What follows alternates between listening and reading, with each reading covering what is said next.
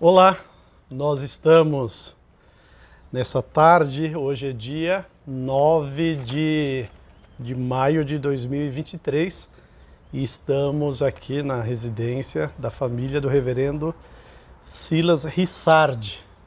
É um prazer, reverendo Silas, estar aqui com o senhor, conhecendo um pouco da família, né? E com muita alegria recordar a sua trajetória, a sua história como pastor da nossa igreja, Igreja Presbiteriana Independente do Brasil. Eu vou ler o histórico do reverendo Silas. Se eu me atrapalhar, ele me ajuda aqui com a informação. É claro que é um resumo, e com base nesse resumo a gente vai caminhar conversando nessa tarde muito agradável aqui em Santana do Parnaíba, em São Paulo. O reverendo Silas Rissardi, ele nasceu no dia 20 de fevereiro de 1935. Depois a gente vai falar, né, a família, não sei se o senhor morava no sítio Mutinga. Não. Não, né? Mas não. Depois a gente vai contar a história do sítio Mutinga, né? Ele é filho de Placidina Camargo e Arthur Rissardi.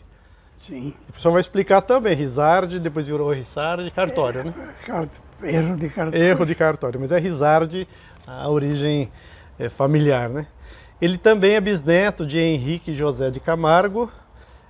Este foi o primeiro protestante de Osasco que professou a sua fé no dia 7 de maio de 1882, na primeira igreja presbiteriana de São Paulo, que é a nossa atual Catedral Evangélica, a primeira IPI. E minha mãe contava que ele se converteu lendo um folheto que achou na rua.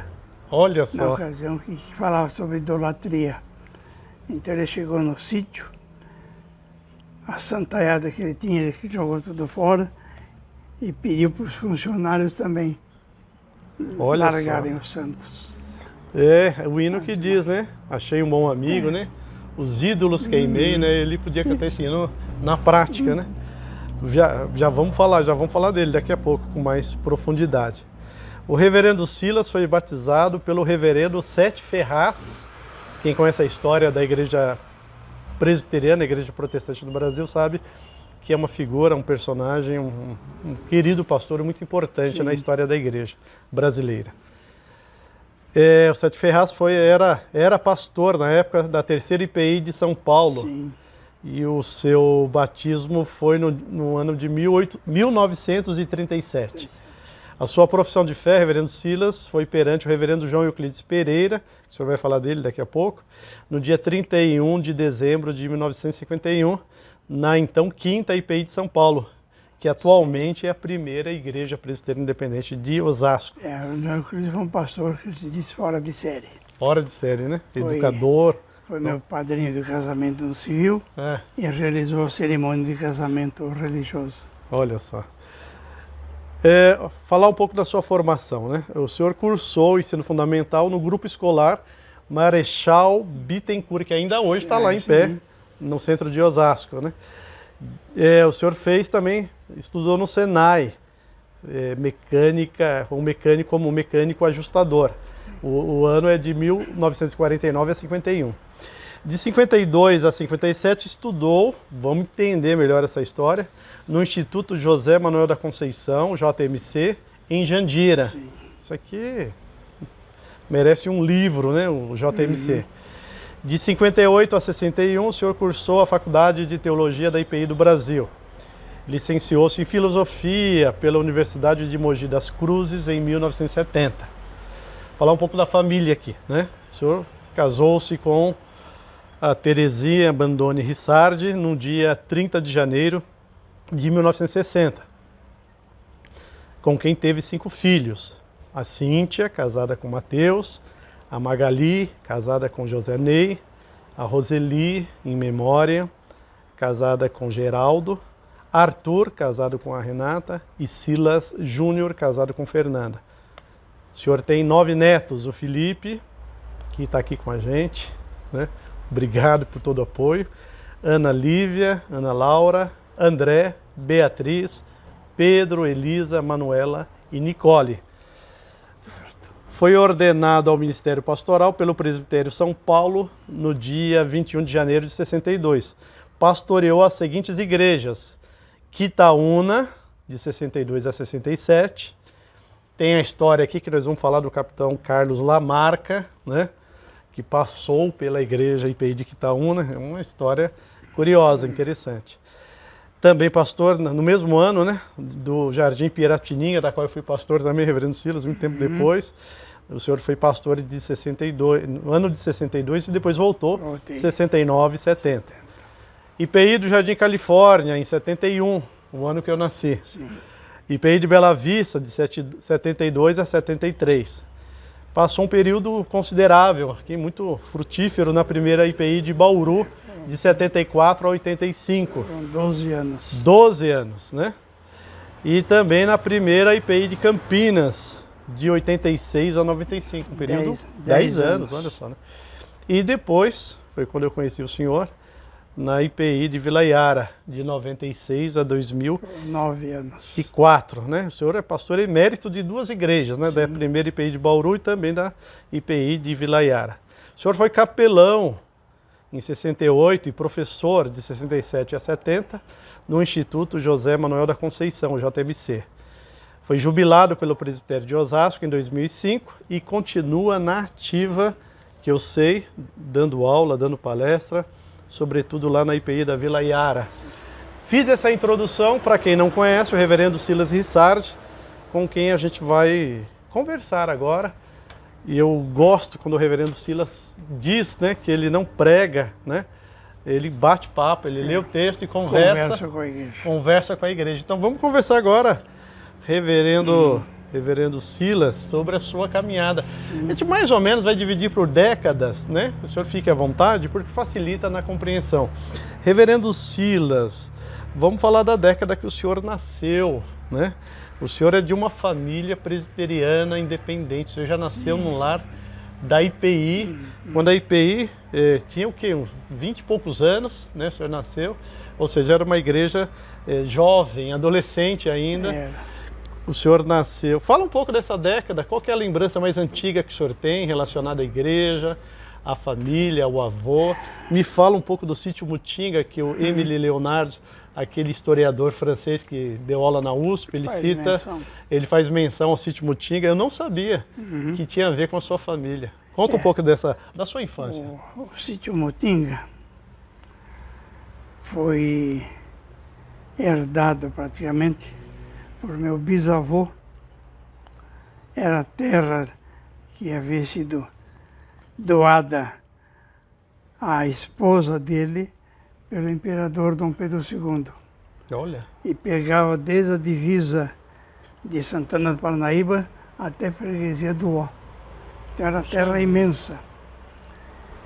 Ele chegou a ter escravos, daí frequentou, depois da conversão, a primeira igreja de São Paulo. Ele ia a cavalo daqui do Mutinga até São Paulo, deixava o cavalo amarrado lá no Vale do Anhangabaú, onde tinha um córrego, e daí subia para a igreja que ficava na hoje Rua Líbero Badaró. Então o sítio Mutinga, para quem não conhece Osasco, né? Tanto é que tem Mutinga em Osasco e em Barueri. Tem. Então vinha de Santana do Parnaíba, onde nós estamos, e até Freguesia do Ó. Que sítio enorme! Quando eu era garoto, já o sítio era pequeno, ficava mais circunscrito onde hoje é a Helena Maria. E lá ainda morava um negro que era do tempo da escravidão e que ficou lá no sítio. E a gente ia a pé de Osasco até lá, a igreja fazia piqueniques várias vezes lá no sítio. Era muito gostoso a gente ir buscar frutas, pescar e tudo isso. E a igreja era pequena, era onde hoje é a capela da primeira igreja de Osasco, e num terreno enorme. O terreno pegava 1.500 metros. O terreno da primeira igreja de Osasco? Era 30 por 50. A IPI do Helena Maria tem alguma coisa a ver? O terreno não? Isso aí foi adquirido depois, né? Mas a localização é onde está hoje a Helena Maria. Era o ponto final praticamente do sítio de meu avô. Como Henrique José Camargo tinha 16 filhos, e mais 2 adotivos. Então aquela parte foi dividida em 16 partes. Entendi. E vendidas. A última parte a ser vendida foi do meu avô, onde hoje é o bairro do Helena Maria. O bairro do Helena Maria, em Ele Osasco. vendeu, Eu estou aqui cheio de vontade de fazer perguntas sobre Osasco, mas o tema é a igreja, a história do Reverendo Silas com a IPI do Brasil, porque eu sou de Osasco, né? Então, mas eu vou me conter aqui, Reverendo Silas. Vendeu propriedade em 1952 por 900 mil cruzeiros.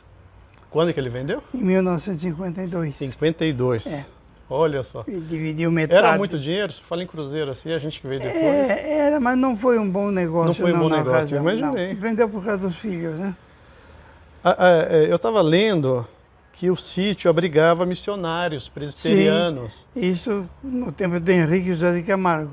Os americanos iam no sítio para dirigir cultos, fazer estudos bíblicos. Os mais antigos da primeira igreja de Osasco falam de um tal de missionário Chambi, que entregava a Bíblia. O senhor sabe quem é? Não, essa eu não sei a história. Não.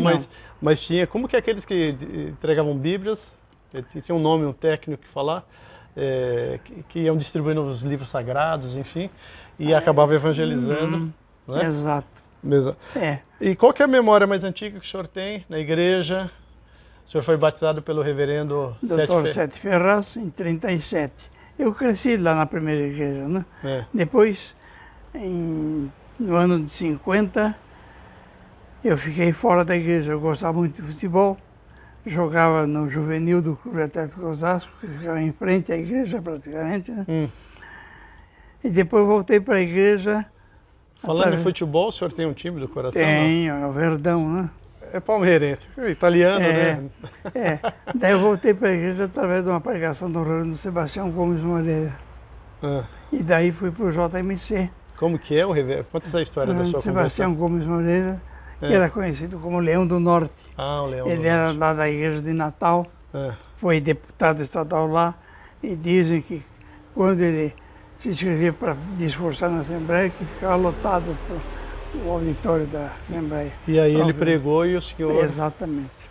Sentiu ali a... Daí, Mas ali já teve chamado pastoral? Ou não, foi algum tempo depois. E a memória que o senhor tem... A impressão que eu tenho, reverendo Silas, é que a IPI, os membros no geral, eram pobres. Hoje a gente tem uma igreja relativamente próspera, né, bem estruturada, realmente. Mas quem construiu a IPI não tinha um investimento de fora, pessoas ricas. Era tudo difícil. Tudo na oferta da viúva, como diz a Bíblia. E eu morava na casa ao lado da igreja, depois a igreja até comprou onde a gente morava, né? Que é onde é o templo hoje, né? Onde hoje está a quadra de... A quadra, sei, onde é a quadra da primeira igreja. Onde morava. E daí eu... Mas como que é a lembrança que o senhor tem, assim, escola dominical? Era bem diferente de hoje, né? Como que era? O povo frequentava com mais assiduidade. Eu lembro que, uma ocasião, a escola dominical fez uma campanha para 300 alunos. E no encerramento da campanha, estavam inscritos 299. E minha tia Cacilda, então, estava falando, eu vou ser número 300. Olha só, sua tia, que linda. Olha que lindo, 300. E naquela época, ser protestante não era fácil, né? Eu lembro do Guaçu Pitério, que foi prefeito em Osasco, falando do padre, o bispo, enfim, o que era o líder da igreja católica, do alto-falante, dando bronca no povo para não ir na igreja dos protestantes, né? Não era fácil, né, Reverendo Silas, né? Hoje está fácil, pessoal. Eu lembro que no grupo escolar havia aula de catecismo. Padre uma vez por semana. E a professora, quem não é católico quer sair, pode sair. Eu era o único a sair da classe. O senhor era o único protestante? Lá no Bittencourt? No Marechal Bittencourt. Marechal Bittencourt. Ficava ali na Rua Primitiva Bianco. Não ficava ali, agora está perto da delegacia. Ficava ali na Primitiva. Na seccional. Onde hoje é a galeria. A galeria? Ali era o colégio. Entendi. Tinha 5 salas de aula. Mas assim, o senhor jogava futebol, brincava e O Tietê era limpo, imagina, Sim, né? Que Tietê era limpo. a primeira igreja fica do lado É. do Tietê, né? Era limpo, limpo. É. Olha, lembrança da família presbiteriana independente. A família do meu pai não era membro da igreja. Não, Não. é Se por parte bem- de mãe. De parte de mãe, né? Se Entendi. bem que na morte ele deu um testemunho muito bonito. Ele estava em casa, mal, e as pessoas em volta ali conversando e falavam, fiquem quietos. Vocês não estão ouvindo o coro cantar? Olha que bênção. Graças a Deus, né? Em 1940, o senhor ainda era Estava com 5 anos. 5 anos, né? A crise, eu ia perguntar para o senhor da crise, mas Não, desse tempo eu não tenho mas lembrança. não chegou na igreja, né? Não foi algo que o senhor ouviu depois, a divisão. Porque eu sou da presbiteriana conservadora, Reverendo Silas. A minha família do norte do Paraná foi evangelizada pela presbiteriana Mas conservadora. olha, quando eu tive um problema em Bauru, É. o único pastor que me visitou dando apoio foi da igreja conservadora. É. Os outros parece que evitavam, tinham medo de conversar comigo. A gente vai chegar em Bauru, peraí. Bom, em 1950, na década de 50, o senhor já estava jovem, Estava né? com 15 anos. É. Nessa época eu jogava futebol. Jogava futebol. É. Não, o senhor sabe contar a história de que a IPI do Brás e de Cambuci abrigou aí uns missionários pentecostais? Foi na época que eu estava no JMC. Ah, tá. O senhor conta essa história, né? Depois a Olha. gente vai falar É. do JMC. Eu vou falar do meu jeito e depois o senhor conserta, tá bom? A terceira IPI, que fica no Brás, e também a do Cambuci, recebeu um grupo de missionários pentecostais. E surgiu uma crise e desse movimento, né, eu considero até positivo para a igreja brasileira, surgiu a igreja do Evangelho Quadrangular, Sim. o Brasil para Cristo e a igreja Deus é Amor. Sim. O senhor tem, qual a memória que o senhor Ah, tem dessa conversa aqui? A terceira igreja e a do Cambuci foram as únicas que abriram as portas para esse movimento. Depois, quando perceberam que o movimento era diferente da doutrina nossa, então daí elas fecharam as portas, né? Mas o estrago feito foi muito grande. Como assim? Vamos entender essa história. A igreja do Eles Cambu- abrigaram, eram americanos que vieram? A igreja do Cambuci chegou ao ponto de um presbítero tomou conta da igreja. Então ele dizia do culto, o pastor ficava no auditório. Ele convidava para o público para pregar. O pastor ia, pregava e voltava para lá. E com isso nós perdemos talvez algumas igrejas, algumas propriedades até, né? Mas então, só para eu entender, a igreja do Evangelho Quadrangular, o Brasil para Cristo e a Deus é Amor surgiu deste movimento? Não, não surgiu. Já veio a igreja quadrangular dos Estados Unidos, né? Assim, abrigou. Já. A IPI abrigou. Abrigou simplesmente. Mas o Brasil para Brasil Cristo para- e a Deus é Amor são O igrejas Brasil para brasileiras. Cristo surgiu com o Manuel de Melo, que já era pentecostal, né? Tinha um movimento de evangelização nessa época que era um hino, até tem no nosso inário, antigamente tinha, não sei se agora tem, que é o Brasil para Cristo. Era uma canção de evangelização nacional, né? Inclusive, o movimento de jovens era muito grande na igreja, né? A UMP era muito forte, União da Mocidade Independente, tinha até um distintivo. Que nasceu, a UMP É. nasceu 2 anos depois do senhor, sabia disso? E o distintivo tinha um mapa do Brasil com a Bíblia no meio e escrito, né, Brasil para Cristo. A UMP tinha o lema o Brasil Tinha. para Cristo? E depois o Manuel de Melo tomou esse lema e nós não podemos mais usar. Mas ele não era da IPI, né? Ele Não, passou, não, ele não. só aproveitou o Ele, nome. aproveitou, registrou, então a gente não pôde mais usar, né? Eu me lembro que na ocasião até a UMP, a liderança era do Carlos do Renieg. Havia um movimento chamado CERAL, Comissão de Educação Religiosa e Atividades Leigas, e que fazia um trabalho extraordinário. E eles fizeram até um congresso, o encerramento do congresso foi no Teatro Municipal de São Paulo, teatro lotado. Fala um pouco desse irmão, líder da UNP. Ele teve uma trajetória política também. Ele foi deputado estadual, o primeiro secretário de assistência. Carlos Reneg. O primeiro secretário de assistência social do governo do estado de São Paulo. Olha só. E não era pastor? Não, leiga, ele era leigo. Pregava, cantava. Aliás, o primeiro disco evangélico foi gravado por ele no Brasil, né? Ele e o coral da Quinta Igreja de São Paulo, que era Osasco. Olha só que lindo. Será que esse material é fácil de encontrar? Deve estar em algum lugar, alguém deve ter guardado, né? Olha, aquele disco de 78 rotações, né? Mas é história, né? Você não encontra mais, né? É história. Eu tinha uma fita com o coral gravado, né? Com o hino Despertai. Despertai, ó servos do Senhor, está na hora.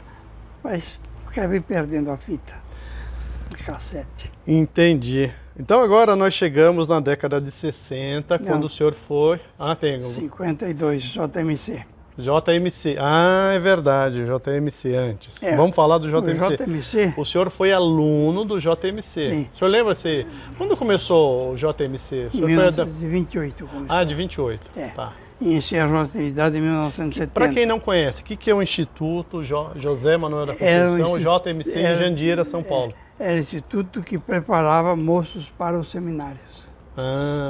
Mas eles eram menores, né? Seria o nosso ensino médio hoje. Que seria uma espécie de um seminário menor.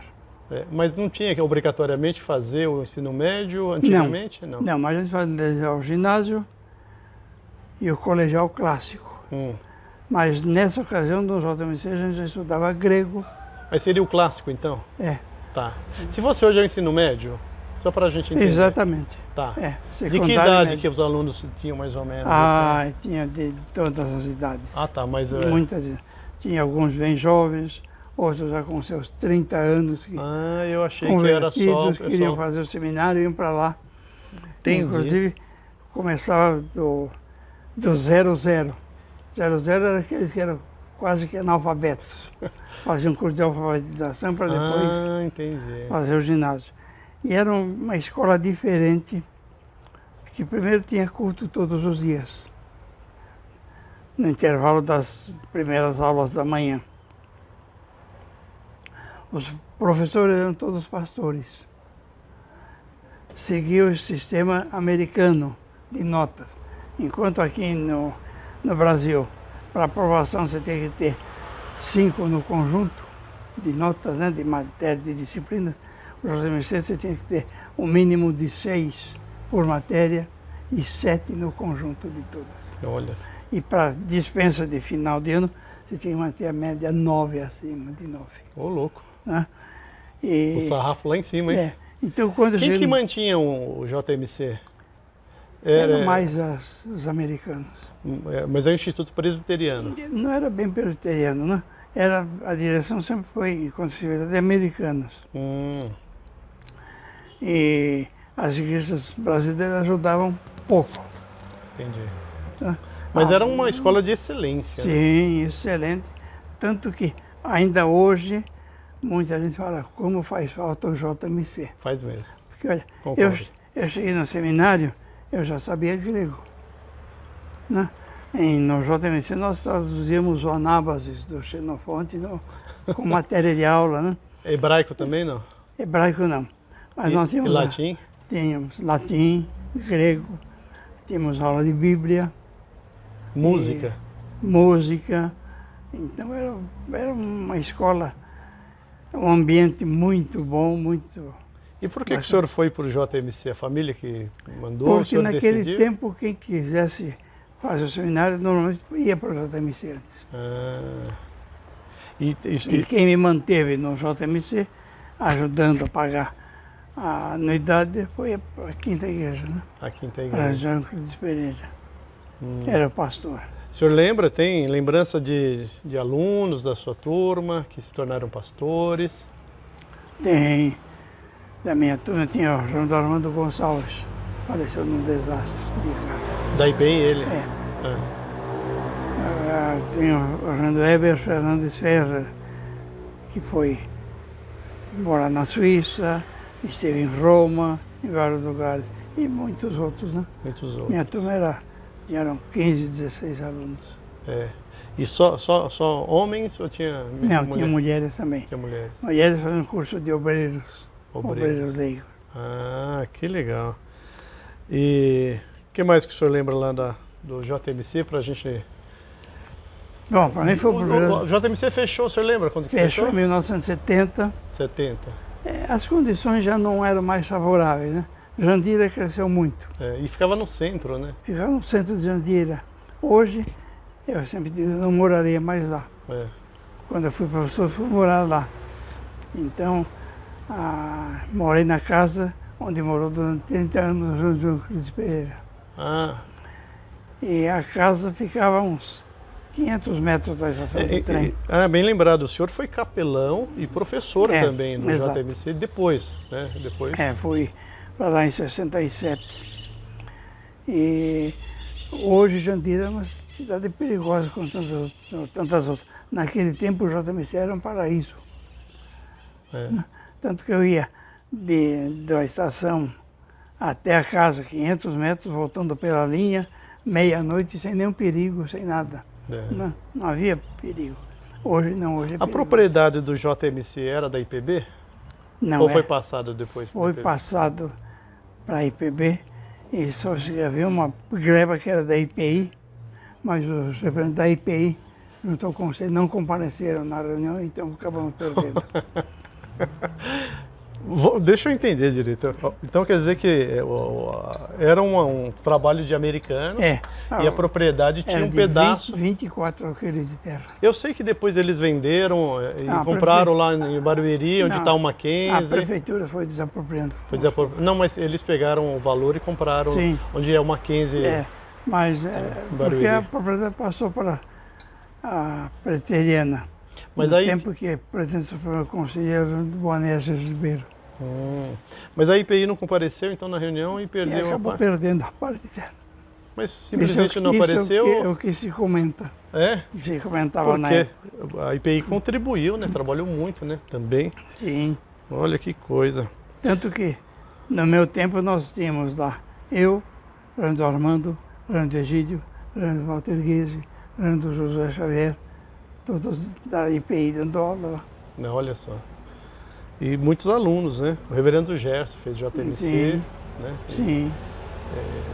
Aqui na região os pastores, né, mais antigos fizeram. E havia um trabalho importante lá, caravana evangélica de pregadores. Todos os Como alunos que era essa caravana? eram formados por alunos a partir do 2º ano clássico, que saíam nas férias para trabalhar nas igrejas. Eram chamados de seminarista, não? Eram. As igrejas chamavam de seminaristas, se bem que a gente não era ainda. E pregava. Nessa ocasião eu participei como membro, estive 2 vezes em São Francisco do Sul. Onde fica São Francisco? Santa Catarina. Santa Catarina. E na ocasião eu vivi uma experiência muito gostosa. Eu fui de trem de São Paulo lá na ocasião, 56 horas de trem. Você calculou 56 horas de trem, sem se alimentar direito, sem dormir direito, sem poder tomar um banho. E o senhor fala que foi gostoso? Foi. Olha só, né? O pastor de lá saiu de férias, estava em saúde, e eu fiquei sozinho na igreja. E uma ocasião, um domingo, a São Francisco do Sul é uma ilha. A igreja fica na praça, ao lado da igreja católica, isso não é uma praça. E um domingo, eu ia passar o domingo numa ilha. Havia algumas ilhas, alguns quilômetros de distância, de evangélicos. Então veio um barquinho de pescadores me buscar. E na ida, uma beleza, o mar calmo, atravessamos a baía toda, chegamos lá. A ilha só morava uma família só. Almoçamos. Depois do almoço, deu uma faca, cada um para uma plantação de abacaxi, cada um pegou o abacaxi inteiro. E à tarde foi uma experiência gostosa, porque você via vários barquinhos vindo, com as famílias remando para chegar lá para o culto. Olha só. Eles estão falando da IPI, né? Fizemos o culto, dirigi o culto, daí tinha que voltar para a cidade para o culto da noite. Armou um temporal. Você via aquelas ondas do mar gigantescas, 2, 3 metros de altura. E o povo lá dizia, não, vou só ficar aqui porque está perigoso, ir embora e tal.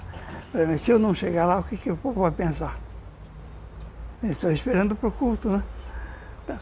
Daí os dois disseram, se o senhor não tiver medo, nós levamos o senhor. Não, medo eu tenho, mas eu tenho que ir. Um barquinho que é daqui, ali naquela coluna ali.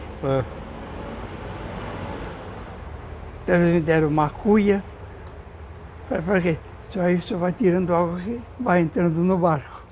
Porque senão o barco afunda e, né? E fomos. A temporada, tanto que nós fomos parar a 3 quilômetros de distância da onde a gente tem que ir lá na cidade. E depois tem que ir andando. E depois, na volta para São Paulo, em janeiro, ele falou, nós vamos arrumar carona num barco para o senhor, para ir até Santos. E eu, tá bom, me arrumaram a carona. Um barco daqui naquela casa lá, mais ou menos, com carregamento um pouco de trigo e madeira. 26 horas na água. Não pus nem água na boca, porque o barquinho ia assim, ó.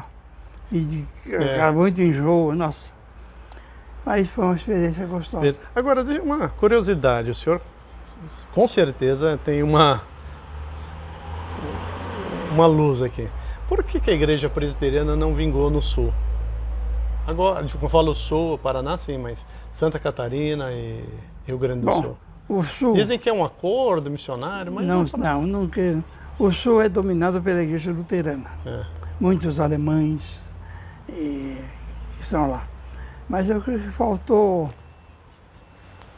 talvez vontade missionária, né? Eu acho que pensava, o povo lá já é protestante, já a igreja está forte, centralizou. Mas foi um erro, o senhor não acha que foi um erro? Sim.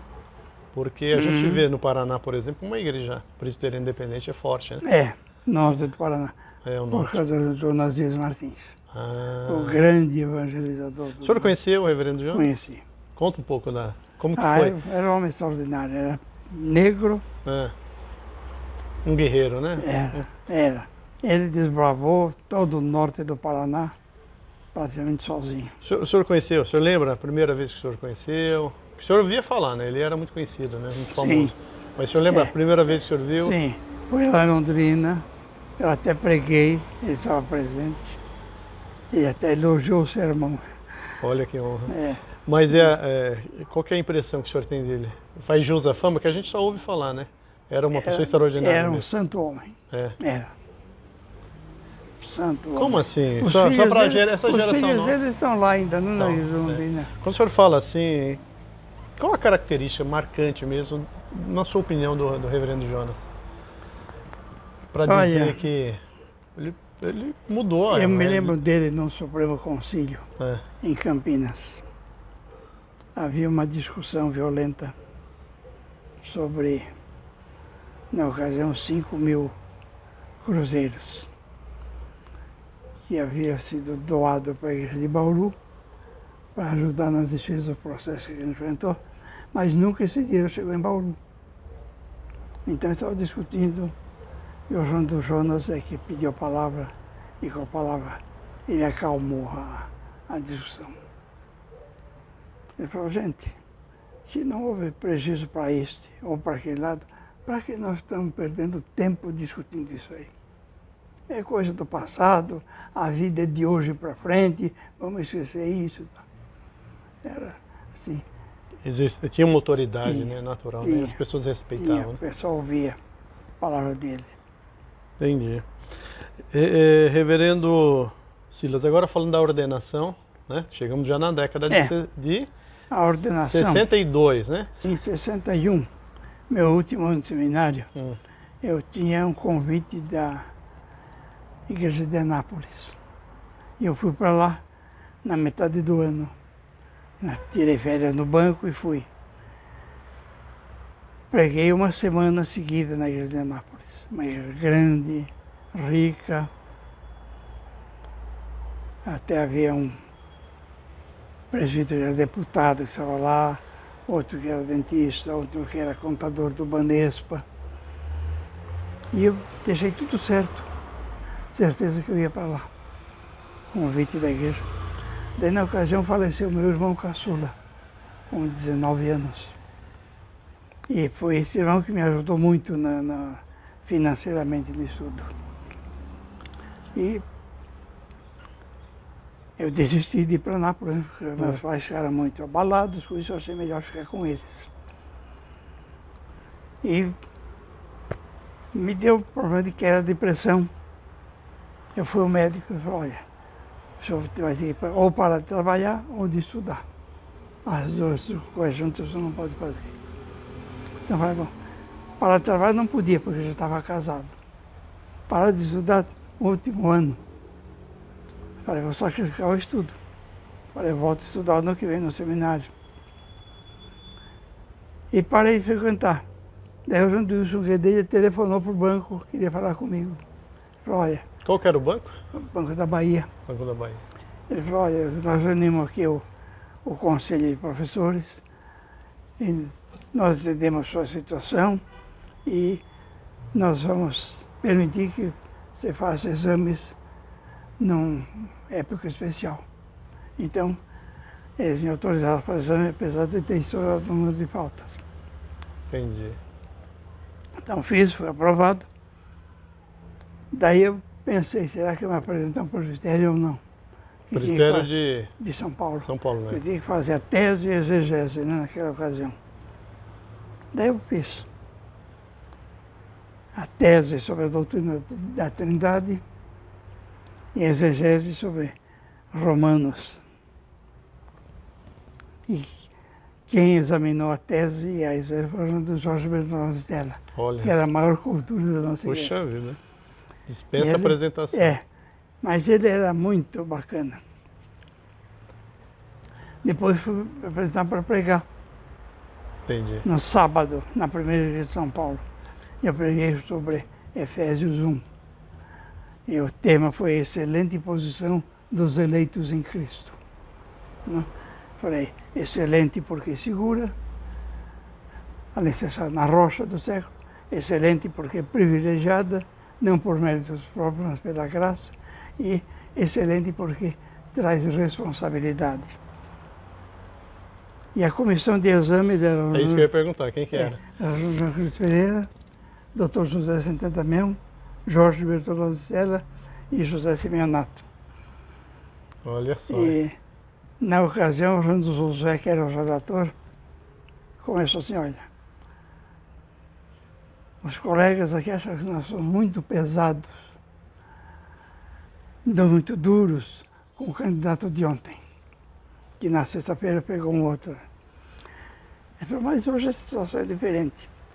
O candidato de ontem cansou o presbitério, pregou um sermão de 45 minutos. Né?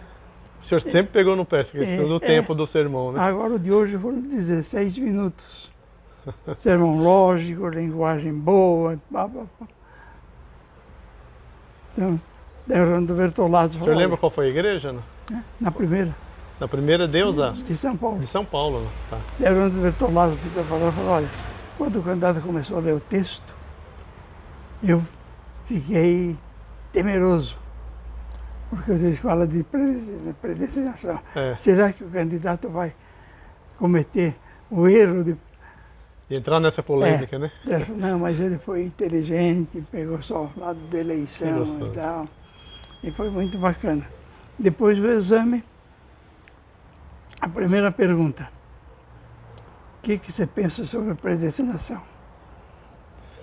Eu peguei a confissão de fé. Gente, vamos evitar esse tipo de perguntas polêmicas. Quem falou isso? Fernando Bertolazzi. Alberto. Vamos evitar esse tipo de perguntas, porque se cada pastor aqui, usando a palavra, vão perceber que há uma divisão no presbitério. Metade aceita, metade não aceita. Daí não houve pergunta nenhuma mais. Só fizeram essa pergunta. Reverendo Silêncio, a gente vai fazer um intervalo, dar um tempinho aqui agora, até para dar uma descansada. Certo. Depois a gente volta. Eu esqueci de perguntar, mas depois o senhor fala sobre a questão do seminário. Eu queria entender como foi o seminário na sua época, né? entender um pouco mais Sim. do seu desafio na primeira igreja, que o senhor pastoreou, né? O primeiro a pastorear. E falar, né, que o senhor foi ordenado em 62, né? Para quem é de Osasco, quanto tempo antes da emancipação? Ordenado, não, foi 29 dias antes da posse do primeiro prefeito. 29 dias antes da emancipação. Emancipação não, a posse do novo prefeito, o primeiro prefeito de Osasco, doutor Irante Sanazar, né? A gente que é de Osasco preza por essa história. Mas aí um ano difícil, a década de 60, né? O regime militar, a questão do Carlos Lamarca, que frequentou a escola dominical, que o senhor era pastor em Quitaúna. Mas a gente volta daqui a pouco e fala sobre isso. Obrigado.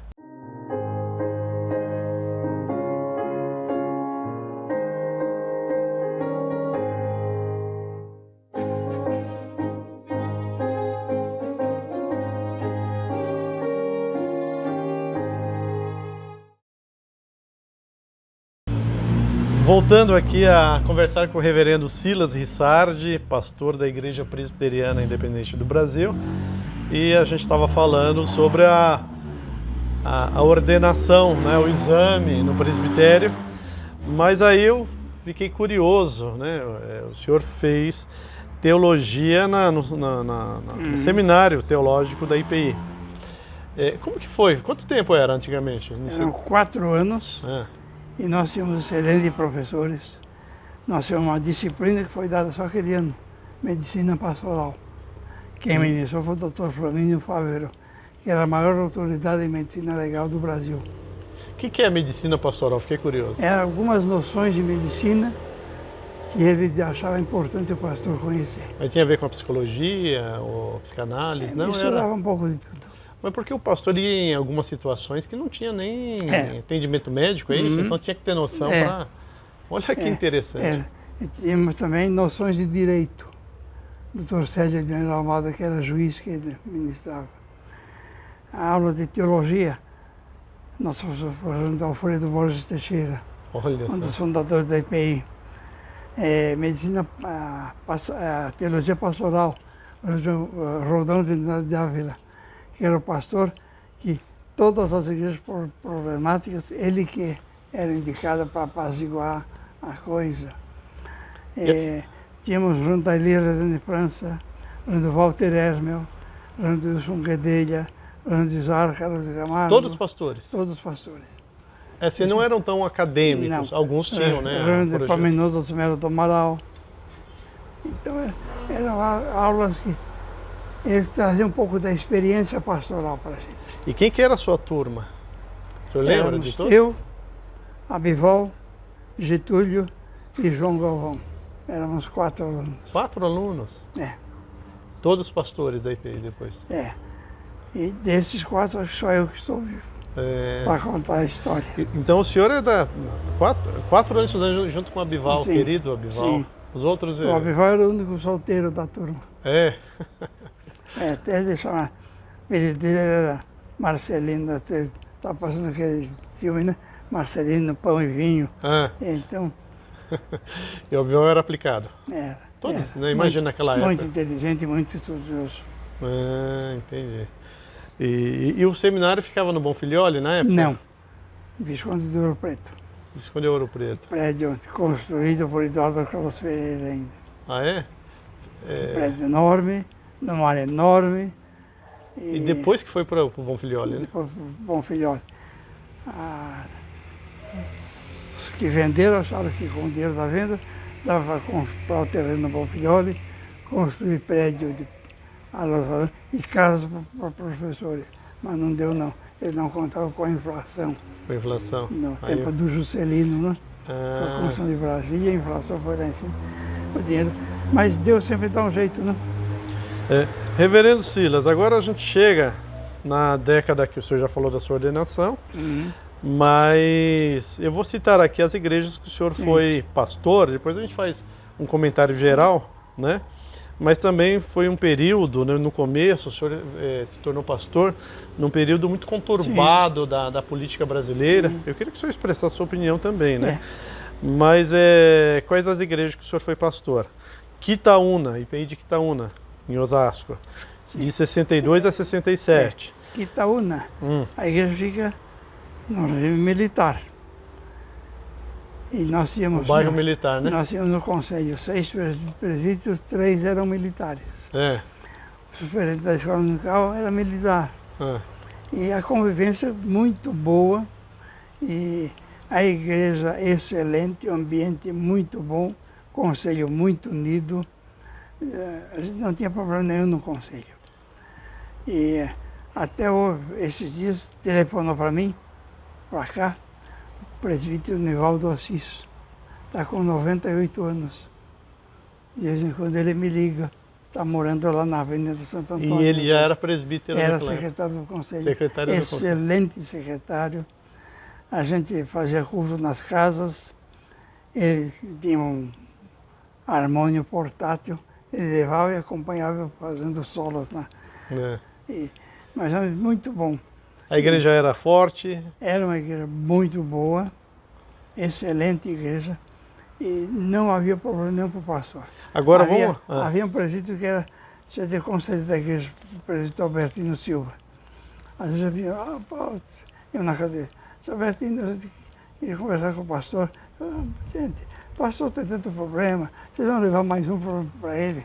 Isso aqui a gente resolve aqui mesmo. Então quando chegar lá, os problemas estavam todos resolvidos. Tem uma história, eu não sei se foi em Quitaúna, de um bêbado que entrou na hora da Santa Ceia. Sim. Essa história é maravilhosa. Foi. O senhor era o pastor da igreja? Ele foi, sentou no primeiro banco. O bêbado? Eu falei, e agora? A hora da ceia, como é que vai ser? A hora que eu chamei o presidente da frente, tiramos a toalha de cima, ele levantou. O bêbado, né? O senhor dá licença de eu me retirar? Eu não estou preparado para participar. E saiu, foi o bêbado consciente. E ele, olha só, né? Foi só risada, eu não estou preparado. Olha, mas a gente que é pastor já passou por essas situações, mas né? Uma ocasião em Campinas, numa congregação, eu perguntei se alguém foi omitido, pode participar. E levantou o indivíduo. E o presbítero da congregação era o tio do Leonildo, o presbítero Dairo Silveira Campos. O camarada levantou, eu disse, não, para ele não vou servir, não. E aí, reverendo? Para ele não vou servir porque esse cara aí não vale nada. Falou assim. Isso lá na hora do culto? Não. Falei, não, o senhor serve, a responsabilidade é dele, não é sua. A Santa Ceia não é minha, não é sua, é do senhor, de quem participa. E o reverendo Leonildo, qual a diferença de idade? Foi meu professor, muito querido. Ele é de uma outra geração de pastores, né? É do tempo do Antino, será? Acho que é, os dois Léo, né? O Antino está com 70 e pouco, né? É isso mesmo, querido. Em Quitaúna, olha, de 62 a 67. Eu vou chamar de golpe militar, né? Como eu compreendo. O golpe em 64. Do lado da igreja, questão de metros, né? Não chega nem a dar 1 quilômetro, tem o quartel de Quitaúna. Sim. E no quartel de Quitaúna tinha um camarada chamado Carlos Lamarca. Sim. Que entrou para a história, um guerrilheiro. Na ocasião ele era tenente. Tenente. E um dos presídios falou, pastor, eu tenho um amigo lá, posso convidá-lo para fazer uma palestra na igreja? Ele fala bem. Falei, pode. E marcamos domingo e foi exatamente... Mas o Lamarca tem dois momentos, até um certo momento do regime militar, ele não estava na oposição, ele foi convencido na caminhada. Não sei Nessa como. palestra foi antes dele, né? Ele falou sobre os direitos fundamentais do homem. O senhor tem uma boa memória. De acordo com a Carta da ONU. Olha. E na segunda ele falou sobre guerrilhas. Guerrilhas? Então ele veio depois. Não entendi agora. Na segunda ele já era guerrilheiro. Não, ele estava no quartel. Mas ele já estava convencido. Sim. E às vezes ele aparecia... Mas ele falou contra ou a favor das guerrilhas? Não, ele falou do ponto de vista militar, técnico. Como é que funcionava. Eu vi uma foto hoje pesquisando sobre o Lamarca, para conversar com o senhor. É claro que a gente conhece o Lamarca, tem filme e tudo.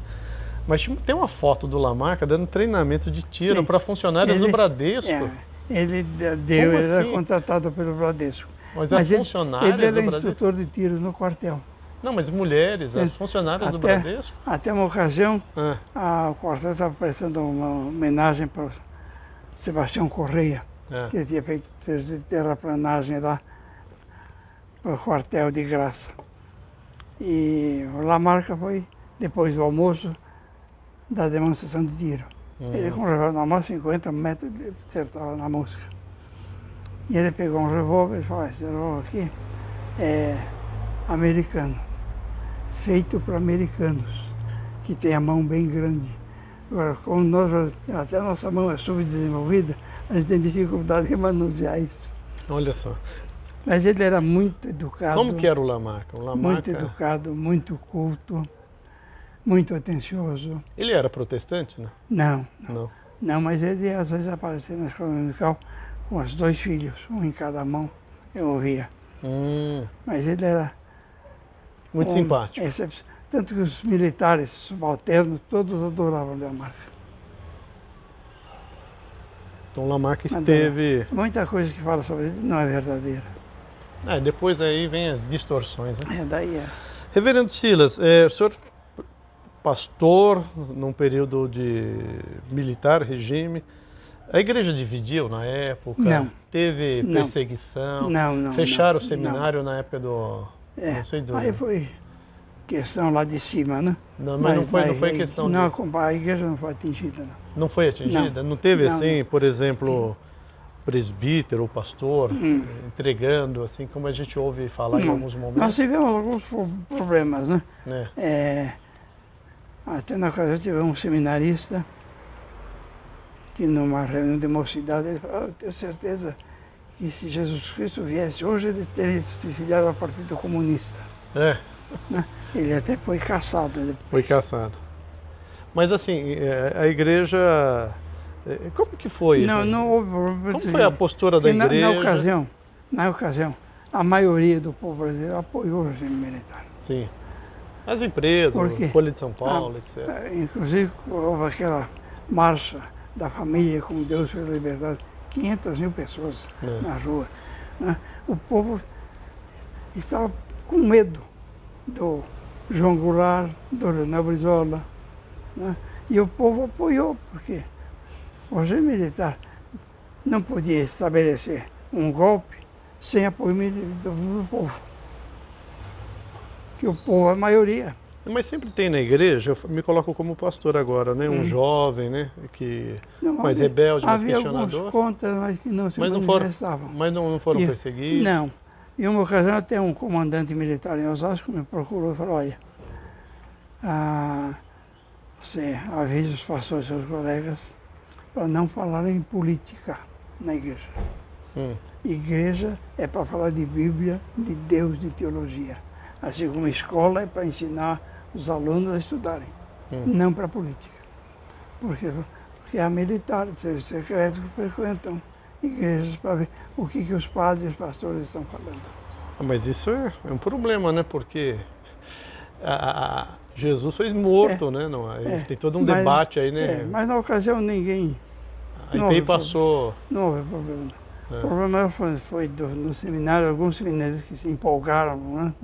Com determinadas ideias, e depois a coisa acalmou. E o seminário, quando foi fechado, foi nessa época, né? O senhor lembra? Assim, foi. O motivo foi político, não foi? Não sei os detalhes. Não sei os detalhes. Sei que o Orlando Assis sempre disse que foi um seminário, isso, aquilo. Eu achei que achou que ele não devia se manifestar nessas circunstâncias, né? Mas houve algum problema no seminário. Mas não a ponto de fechar em definitivo. A postura da IPI nesse período do regime militar foi neutra, foi a favor do regime? Pelo que o senhor está falando, foi a favor. Ou teve também oposição? Né? O Roberto Lessa, por exemplo, tinha um movimento. Lembra do Robertinho Lessa? Lembro. Lembro do Roberto Lessa. Muito inteligente, muito estudioso. Muito carismático, né? Muito querido. Mas assim, então a igreja passou, não teve isso, não foi uma questão... Não, o movimento pentecostal que prejudicou bastante. Isso. Então aqui, vamos lá. Aí o senhor foi pastor do Piratininga no ano de 62. Quando foi ordenado pastor, o senhor foi pastorear Quitaúna e Piratininga ao mesmo tempo? Sim. Como que o senhor fazia? O senhor ia... Orlando Ferraz, que já era jubilado, ficou como meu auxiliar. Ah, entendi. Mas então tinha dois pastores do Piratininga. Aí depois o senhor voltou lá em 69 e 70. e 70. Entendi. Depois em 71 eu fui para Califórnia. Califórnia, Fui veio do Califórnia. sem eu saber. Como assim? Porque eu estava morando em Jandira ainda. Ah, O colégio estava encerrando atividades. E era o relator da comissão de distribuição de forças. Eu falava, supervisores, ver qual pastor você quer. Aí se sobrar eu fico. E Califórnia ia ser organizada em igreja. é isso que eu ia falar. Califórnia é de quê? De 70? De 71 foram. Olha, então o senhor foi o primeiro pastor da IPD Quando foi Califórnia? organizada, era um barracão de madeira, Hum. piso era chão batido, os bancos não tinham encosto. Quem que é a igreja mãe de Califórnia? Vila Yara? Quitaúna. Quitaúna? Quitaúna. Reverendo Silas, eu vou falar aqui de Bela Vista 72 a 73. E aí aí depois eu vou, antes de entrar na primeira de Bauru, Sim. fala de Bela Vista que eu vou falar sobre a questão pentecostal na igreja. Em Bela Vista também eu fui. O presbitério estava reunido na primeira lá de Osasco. Eu saí para ir dar uma aula particular para um vizinho lá de matemática. Depois de uma hora eu voltei, falou, o presbitério encerrou, você vai para a igreja de Bela Vista.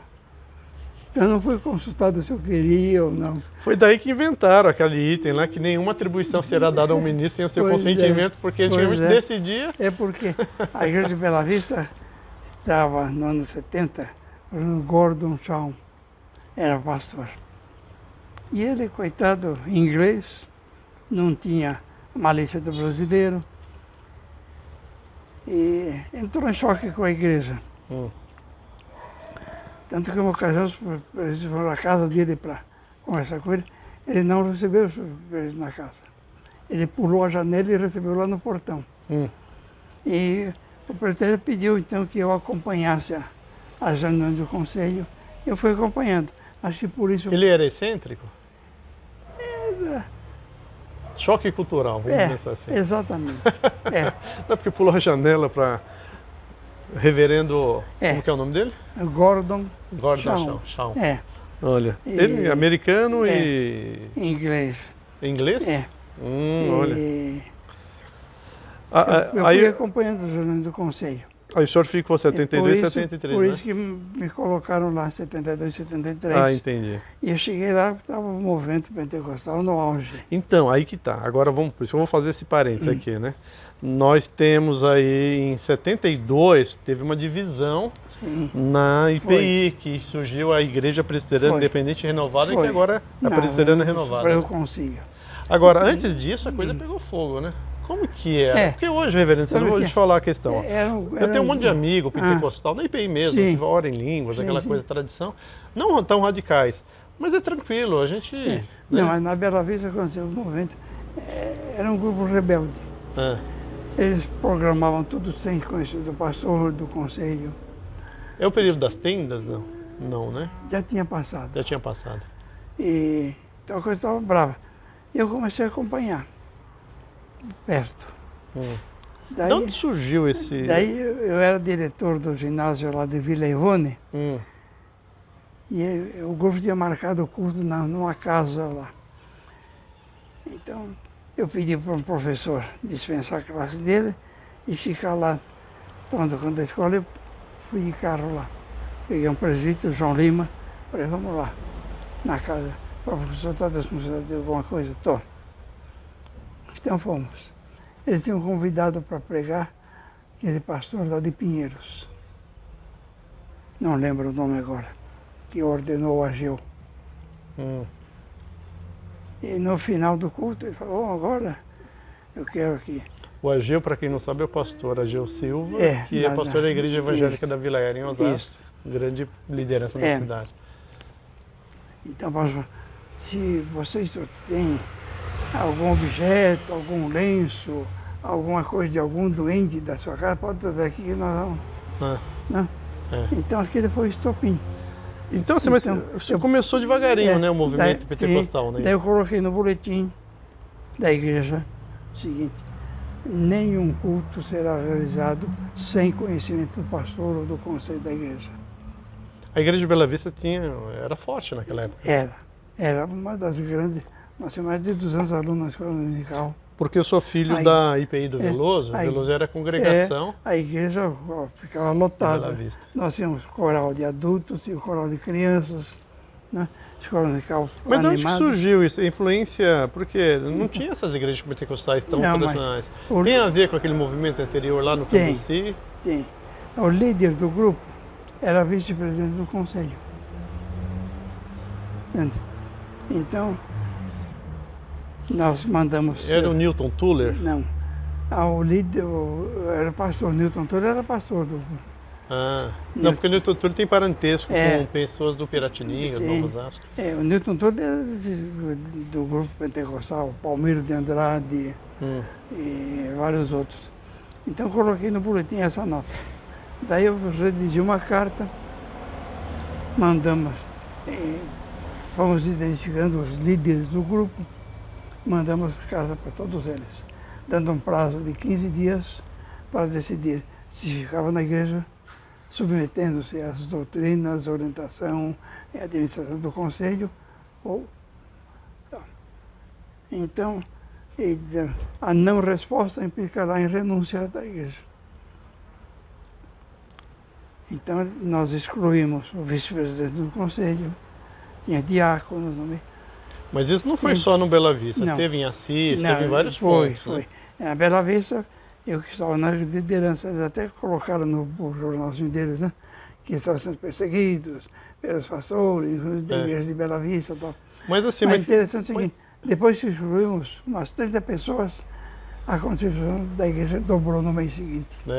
Muita gente não estava contribuindo por causa descontente com... Descontente. Não, mas assim, porque foi um movimento nacional, não foi só de Osasco, Assis, não sei se no norte. E na reunião do concílio, foi em Brasília, estavam bem definidos os grupos. O grupo pentecostal e o candidato que era o José Ferreira Filho. O grupo tradicional, José Carlos Ferraz. Então, José Carlos Ferraz ganhou a eleição. Daí eu estava hospedado no DETUR, Departamento do Turismo. E terminou, eu fui logo para descansar. Fechei a porta do quarto e ouvi um grupo de pastores mais pentecostal discutindo na porta. E um deles falou: olha, nós vamos aqui votar de acordo com tudo o que eles quiserem. Daí nós vamos no campo e vamos rachar a coisa. Então eles acharam, né? Eles não foram expulsos, na sua opinião, eles né? acharam. Eles acharam. E é uma pena, né? Porque perdemos uma força muito importante. E muita gente foi na onda. Sim. Na onda, né? Depois muitos voltaram, né? Eu conheço alguns que voltaram, mas causou um estrago, né? Muito grande dentro da igreja presbiteriana. Mas a igreja independente tem sido sempre atingida pelos movimentos de separação. Quando surgiu a igreja conservadora, havia 3 grupos: liberal, tradicional e conservador. O grupo liberal formou a Igreja Cristã Paulistana, que fechou, que era a segunda igreja de São Paulo, que até se transformou num teatro depois. Que ficava onde? Que bairro? Eu não sei que bairro, mas, enfim, Bela Vista. Por isso nós não temos a segunda, tem a primeira, a terceira, exatamente. Depois vem os conservadores, aí, da onde a minha família vem. Depois nós tivemos, na década de 60, um movimento também liberal, que também alguns pastores saíram, e alguns seminaristas também. Depois, na década de 70, o movimento pentecostal, que atingiu mais nossa igreja. Mas muita gente, foi uma perda significativa, né? Foi. Reverendo Silas, a gente vai dar um tempo aqui e depois a gente fecha, a gente volta fechando essa conversa tão produtiva. E a gente falando de Bauru, Campinas, pastorado longo, né? Em Bauru e em Campinas, e depois voltando para Osasco, né? Sua terra natal, Vila Yara.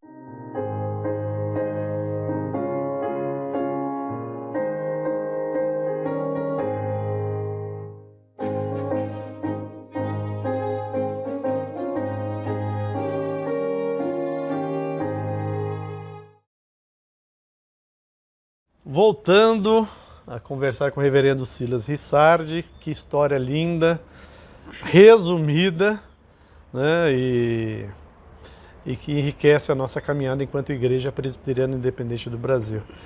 Falamos aqui, né, no começo da caminhada, da IPI de Quitaúna, Piratininga, Califórnia, Bela Vista. Falamos da crise do movimento pentecostal dentro da IPI, em que alguns irmãos nossos mais exaltados na época racharam e formaram a Igreja Presbiteriana Independente Renovada. Uma igreja que a gente tem muito respeito, inclusive. Agora, o senhor foi para o interior, primeira IPI de Bauru. O senhor ficou lá de 74 a 85. 12 anos. 12 anos. Que experiência. Eu estava comentando aqui nos bastidores, vamos agora falar. Primeiro, como é que foi a sua ida para lá e os destaques aí do seu pastorado? Eu estava com vontade de ir para o interior. E no domingo eu fui pregar em Marília. Com a possibilidade de ir para lá. O João Rodrigues estava saindo. Fui, preguei, dormi lá.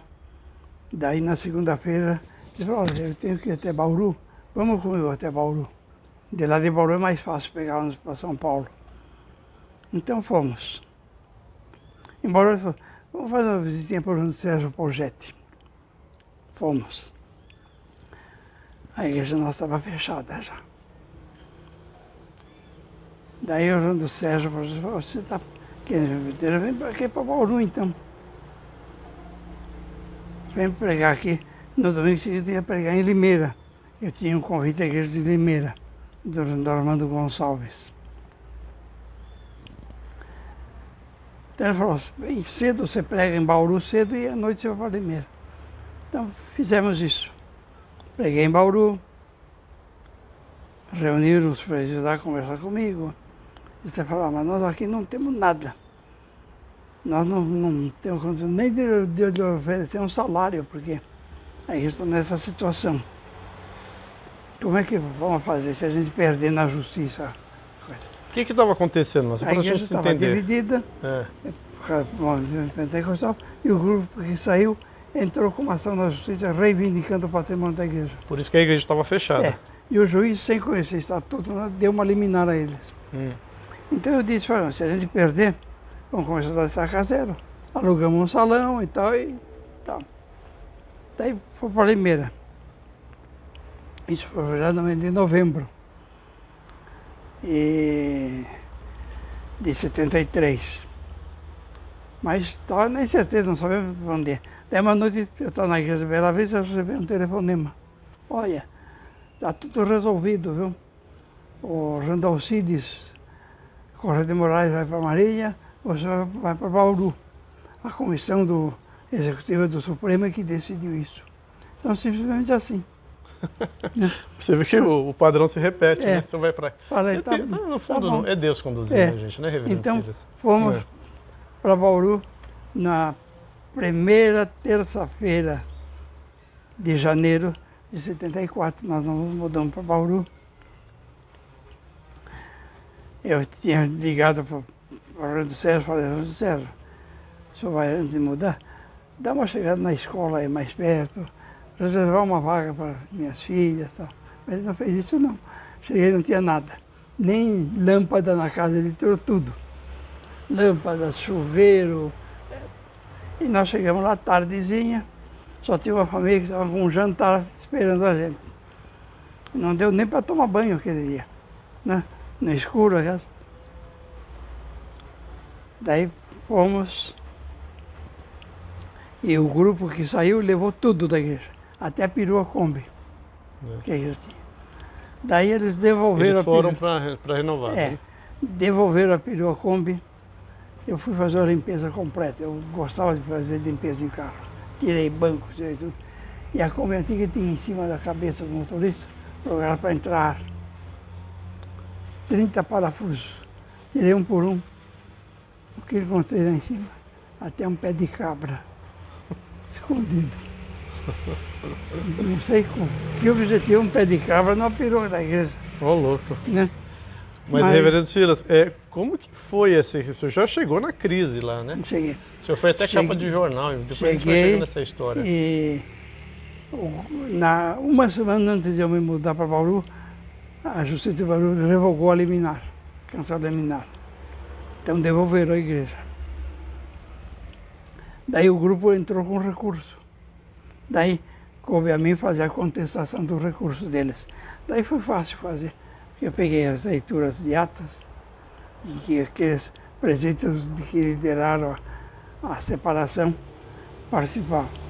Então o juiz perguntou a eles, por que a igreja é independente?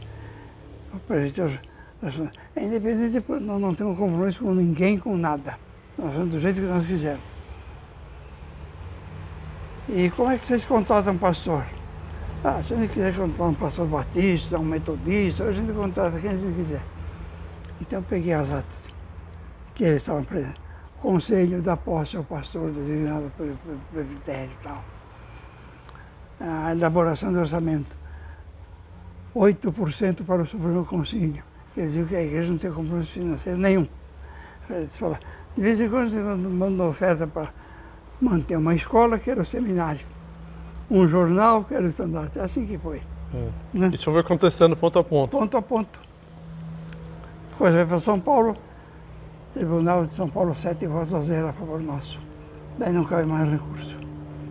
Daí eles me procuraram, olha, nós perdemos, temos que arcar com as despesas, queremos entrar num acordo aí. Então eu disse, olha, para nós vocês não devem nada. Advogado, apesar de não ter dinheiro, nós pagamos. Agora, despesas lá do fórum, isso vocês têm que acertar lá, não é comigo. Agora, o prejuízo moral e espiritual que vocês causaram à igreja evangélica em geral de Bauru, isso vocês vão acertar lá em cima com Deus. Não é comigo, não é comigo. Que pena. Né? Mas qual foi a história da polícia que eu não entendi? A história da polícia, nós tínhamos em 78 contratado o serviço de pintura externa da igreja. Então primeiro eles iam fazer a limpeza da parede, lavar e tal, depois pintar. E começaram o serviço. No segundo dia, um investigador de polícia assassinou o pintor.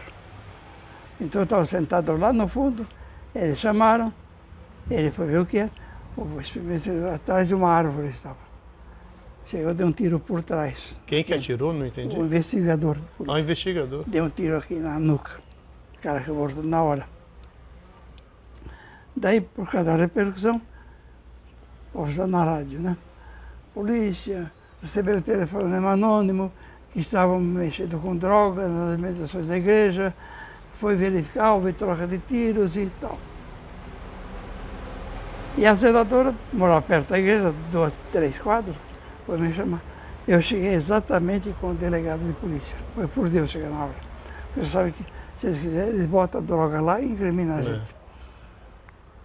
Ô pastor, o senhor não sabia que o pintor era traficante? Eu falei, não, eu conheci como pintor, com excelente profissional. Eu falei, deixa eu examinar o material dele aí para ver se não tem droga. Eu falei, o senhor vai examinar na minha frente. Então eu abri lata por lata de tinta. Não, só tem material de trabalho. Tá. Mas aí, isso foi na parte da manhã. À tarde eu fui à igreja, onde estava chegando a reportagem lá. E o repórter veio me entrevistar. E eu disse, falei, não, a versão da polícia é mentirosa, é falsa, não houve troca de tiros, houve só um tiro dado por trás ainda e tal, né? E a página inteira saiu, pastor desmente polícia. Até os padres de uma igreja católica atrás da igreja de Bauru, da nossa igreja. O padre até comentou na missa, né? Eu não sei se eu teria coragem do pastor de falar. Mas era o certo a fazer, né, reverendo Silas? Aí demonstra então, sua postura, né? E qual que é a lembrança do pastorado lá da primeira... Depois o processo contra o investigador social atrasou por vários anos.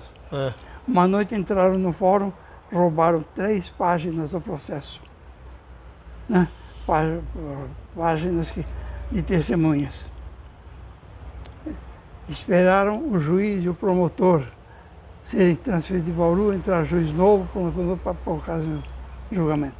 Aí o cara foi inocentado. Aí ele pôs no jornal, Justiça, Farol Mais Alto, investigador, Dedé, tal, sai livre e tal. Depois de uns meses, segundo consta, ele foi preso pela Polícia Federal. Olha só que história. Uma quadrilha que assaltava joalherias no interior. Ô, louco, que loucura.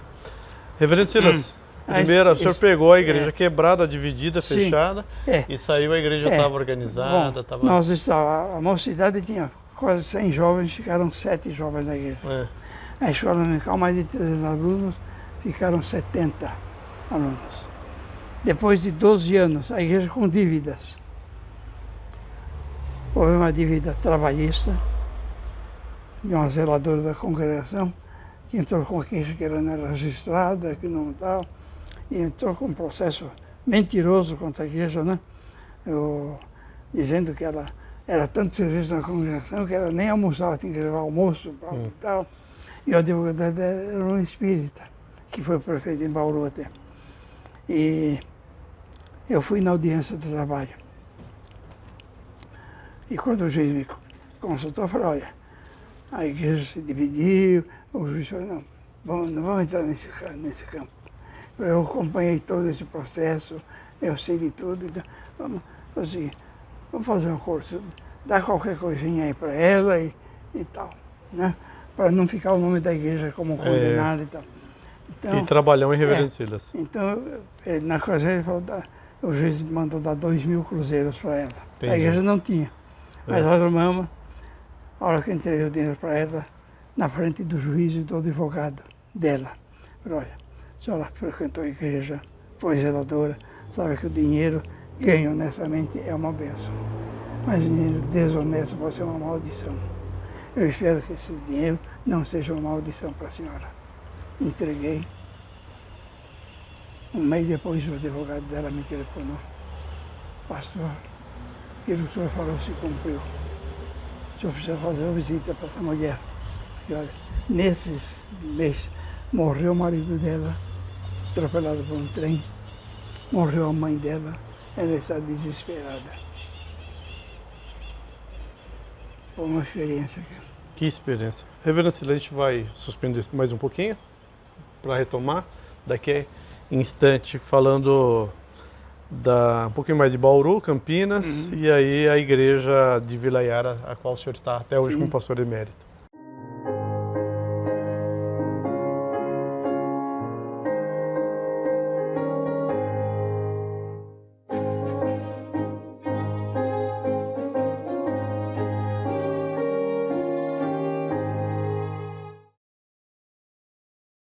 Voltando agora, nesse último bloco, né, fechando essa conversa tão produtiva com o reverendo Silas Rissardi, pastor da Igreja Presbiteriana Independente do Brasil.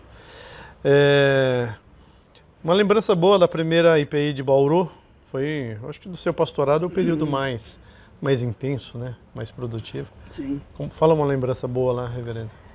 Porque teve crise, teve um monte de coisa, mas com certeza... Muitas. No meu tempo não tivemos crise nenhuma. E a igreja, depois de alguns anos comissionado, quis fazer eleição. Se eu aceitava, falei, eu aceito, mas se eu tiver 10% de votos contrários, eu não fico. Mas por quê? Falei, porque 10% dos que estão na Assembleia, e os que não vão para não votar contra. Mas aí fizeram a eleição, eu tive só um voto contra, da Orlando Mauro Penha. Daí foi interessante que todo mundo da igreja queria saber quem não foi contra, porque a pessoa gostava do pastor, normal, né? Todo mundo queria saber quem é que tinha votado no Mauro Penha. Depois de 5 anos, reeleição. Por isso, falei, bom, agora eu aceito, mas se eu tiver 20% contra, eu não fico. Mas por quê? Antes 10, 20, porque com o tempo há um desgaste natural do pastor. Então, se tiver 20%, não fico. Na eleição, eu tive 4 votos contra. Era da zeladora, que eu tinha problema com ela, e da filha e do namorado da filha. Que é normal, né? Mas eu disse, Mas a igreja estava estruturada. tá, eu disse, a reeleição por 5, eu disse que eu aceitava por 3 anos só. É. Daí no final no começo do terceiro ano, eu falei, agora eu renuncio aos outros 2 anos. Eu disse que ela estava por 3 e não por 5. E a igreja que o senhor pegou? Daí fui para Campinas. Mas a igreja estava boa, estruturada Tá. com o senhor, né? Quando eu fui, provavelmente eu só tinha dívidas. Só dívidas e problemas. Quando eu saí, eu estava com 150 milhões em caixa, que era para comprar um terreno para construir acampamento. Amém, glória a Deus. E lotada outro de domingo. Amém. Campinas, né? Nosso tempo está acabando. De 86 a 95. Campinas, à noite da morte do Tancredo, eu recebi telefonema. O presbítero Coronel Enjolras telefonou. Olha, estou telefonando em nome do conselho para convidá-la, porque já me conheci de Bauru, que a esposa dele era de lá. O senhor aceita? Falei, peraí, não é assim não. A igreja não me conhece. Eu não conheço a igreja. Vamos pelo menos passar um domingo aí para conhecer a igreja e tal. Daí foi um domingo. E acertamos junto com o Manuel Guerra, que estava deixando a igreja, né? Fui para lá. Uma igreja difícil. Mas, graças a Deus, ficamos 10 anos em paz, tranquilos com Uma igreja. a igreja.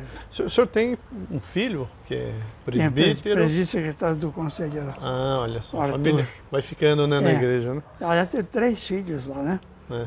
Tenho a Cíntia, é diaconisa, o Arthur é presbítero, a Cíntia é tesoureira do Lar Evangélico Alessio Oliveira. É um lar assistencial que a igreja mantém, né? E o Júnior não frequenta a igreja, é sócio lá num restaurante lá. Parece que agora está criando juízo. Deus o abençoe. Rapidamente, né, IPI de Vila Yara, qual o senhor é pastor emérito, de Bauru e da Vila Yara, como foi dito, né? De 96 a 2004, um tempo considerável também. Sim. E o senhor está lá até hoje. A igreja de Vila Yara foi para lá depois de uma crise vivida pela igreja também. Graças a Deus superada, uma igreja ótima, crentes bons, presbíteros bons, uma igreja bem equilibrada em todos os sentidos, né? E o senhor frequenta a igreja? Frequento. Frequento quando eles me levam, né? Aí o senhor dá aula, participa? Não, ultimamente temos ido mais no domingo à noite, né? Pregar, o senhor tem pregado? Eles estão querendo que eu pregue. Eu falei, mas eu não sei como é que eu vou me sentir quando eu olhar para o lado onde a esposa sempre está. Eu estou pensando nisso, né? Falei, então, espera mais um pouquinho. Companheira de toda uma caminhada. De 60 anos, né? Ela faleceu... Faleceu... em 8 de janeiro. 8 de janeiro. 62 anos, 11 meses e 8 dias. É verdade, Silas. Mas a igreja tem sido muito carinhosa com o senhor, né? Tem. Vila Yara, né? Tem. Inclusive o carro que eu tenho, a igreja que me deu, né? Olha, que benção. Mas o senhor ainda dá aula, dá palestra, graças a Deus Deus tem dado vigor, né? Reverendo Silas, e para terminar agora, uma palavra de 2 minutos aqui, estão avisando. Uma palavra pastoral, do pastor Reverendo Silas. Uma palavra que eu diria, citando as palavras de Winston Churchill, quando convidado para paranimpar uma turma na escola onde havia estudado com crianças, ele fez o famoso discurso de 3 palavras apenas. Toda a escola, a cidade esperando o discurso, ele levantou e disse, jovens, nunca desistam. E sentou. Então isso que eu digo para a igreja, para os membros da igreja, nunca desistam. Há um alvo, há um objetivo pela frente. Nunca desistam até alcançar esse alvo. E valeu a pena toda essa caminhada, Reverendo Sim, Silas? valeu. Valeu, né? Valeu. Deus é bom, né? Amém. Obrigado, Reverendo Silas. Estamos concluindo esse bate-papo. Eu espero que quem vai assistir, né, com certeza vai ficar emocionado, porque eu tenho certeza que muitas pessoas que fizeram parte dessa história do Reverendo Silas acompanhou isso que ele falou. Que Deus te abençoe, te dê vida longa, vigor, né? e sempre ativo na obra do Senhor. Um forte abraço, obrigado à família, né, pelo apoio e pela recepção. Obrigado ao meu filho Guilherme também, que está ajudando na parte operacional. Um abraço e que Deus abençoe a todos nós.